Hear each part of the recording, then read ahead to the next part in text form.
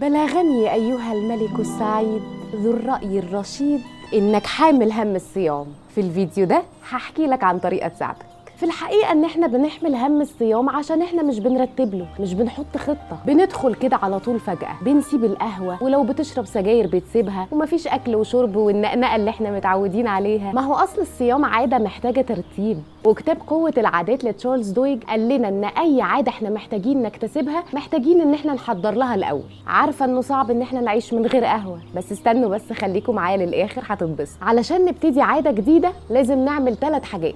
أول حاجة لازم نبتدي نحط لعقولنا إشارة عشان نبتدي العادة. يعني مثلا في الحالة دي هقول أنا هبتدي أبطل قهوة قبل رمضان بأسبوع، الإشارة هنا هي قبلها بأسبوع. تاني حاجة إن أنا لازم أخدها بالتدريج، يعني أنا أول يوم هشرب كوبايتين بس، تاني يوم هشرب كوباية، وهكذا. تالت حاجة بقى إن أنت لازم تحصل على مكافأة، والمكافأة هنا إن أنا في رمضان هكون صايم ومش تعبان من غير قهوة. أيوة، نعمل إيه بقى دلوقتي؟ والله هقول لكم. رمضان فرصة لعادات كتير قوي ممكن نتخلص منها، وعادات كتير قوي ممكن نكتسبها. نقلل قهوة، نبطل سجاير، نحافظ على أكلنا، نحافظ على صلواتنا. حاجات كتير قوي احنا ممكن نبتدي نعملها، وفي الحالة دي رمضان هيبقى الإشارة لأن احنا ابتدينا بيه، والتدريج طبعا طول رمضان. أما المكافأة أكيد انت عارف، فيلا اكتب عادة أو عادتين انت عايز تكتسبهم في رمضان علشان يكملوا معاك لبعد رمضان. وكل سنة وانتوا طيبين. أنا فيروز يسري، ودي حكاية قبل اليوم.